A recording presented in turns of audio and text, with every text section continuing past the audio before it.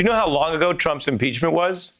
4 months. A lot's obviously happened since then, but the evidence has only been piling up. The core question about Trump directly seeking foreign collusion to win re-election, well, it's been publicly resolved by many people, the worst evidence coming from his own aides, some testifying against him directly, others just admitting it in public. Remember when Mick Mulvaney said at the White House podium, "We do it all the time, get over it"? And now John Bolton's book says Trump tried to collude with Ukraine and China. Mulvaney, though, responding by saying that Trump just, quote, didn't hire very well. Not exactly a denial of the alleged impeachable offense. We want to get into this now with former Republican governor of New Jersey and a former EPA official in the Bush administration, Christine Todd Whitman. Good to see you. And Governor, just take a look. Nice to see you. Take a look at something we've put together for your reaction, which is how frequently this pattern plays out of the president praising these people that he picked on the way in and then just bashing them on the way out. He's just a brilliant, wonderful man. He is the real deal.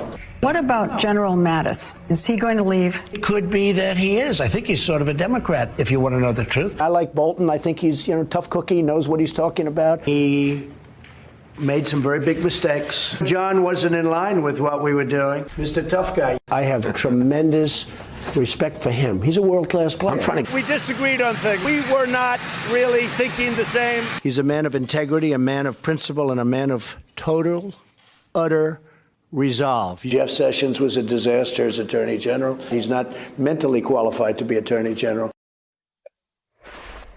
Governor? He has absolutely no loyalty to anybody. I don't know why we're surprised at it. I will say the Bolton book is a little bit, you wonder, why didn't you say these things? Why didn't you testify? But be that as it may, everything that he said is something that we've all heard before. And it's got to be upsetting to people why anyone would go into this administration. I don't know, because you don't get to help really with any policy at all. It's whatever the president wants, and you can say one thing and he has no hesitation about cutting your legs out from under you the next day. It's really distressing because it sends a message to the world that we're not on solid ground in this country anymore. We're not the country to look up to for leadership because it's so erratic.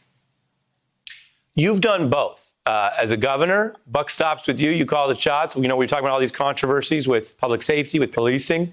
You're in charge. Then you worked in a federal administration where you're in this other role, as you say. With this pattern, as we just showed, it's so obvious.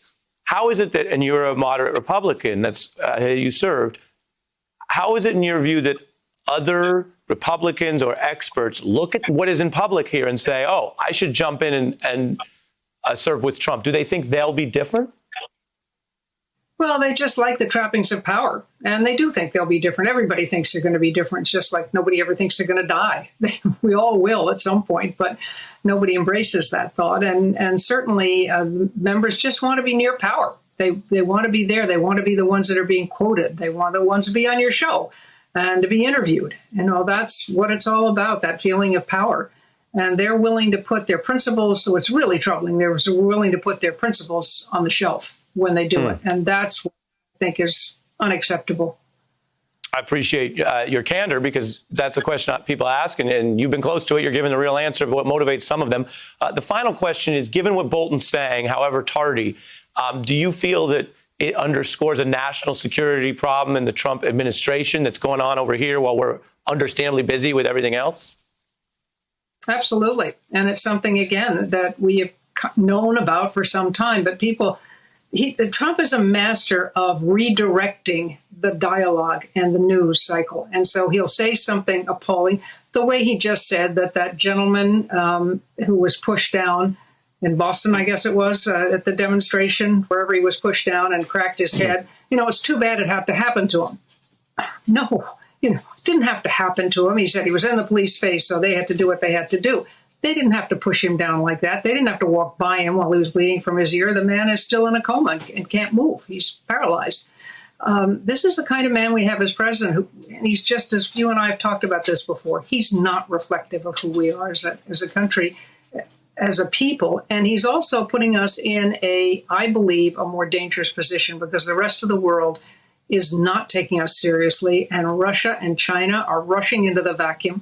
and you look at what's happening between China and India, that's scary stuff. You have nuclear power countries now facing each other. China has not backed off. Whatever deal the president thought he'd gotten with Kim Jong-un, that seems to have gone totally south because they're still testing weapons. I mean, and blowing up houses where they were having conversations with the South Koreans, the North Koreans did. So the world is not a safer place with this president. I think we're less safe, frankly. Mm-hmm. All important to reflect on. Governor Whitman, as always, thank you and have a good weekend. Thank you. You too. Stay safe and healthy. Yes, always. Everyone. Thank you. Hey, I'm Ari Melber from MSNBC. You can see more of our videos right here, or better yet, subscribe to our YouTube channel below.